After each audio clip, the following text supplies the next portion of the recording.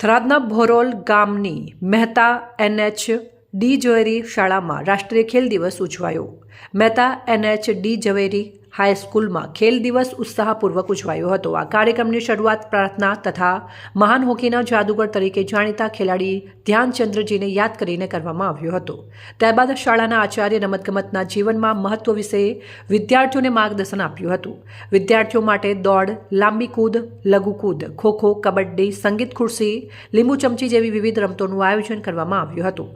બાળકોમાં ખૂબ જ ઉત્સાહ જોવા મળ્યો હતો અને જીતનાર વિદ્યાર્થીઓને પુરસ્કૃત કરવામાં આવ્યા હતા। આ પ્રસંગે શિક્ષક મંડળે પણ રમતગમત પ્રત્યે બાળકોને પ્રોત્સાહન આપવાની પ્રતિજ્ઞા લીધી હતી। સમગ્ર કાર્યક્રમ આનંદમય વાતાવરણમાં સંપન્ન કરવામાં આવ્યો હતો। અહેવાલ વિષ્ણુ ચૌહાણ, ઢીમા।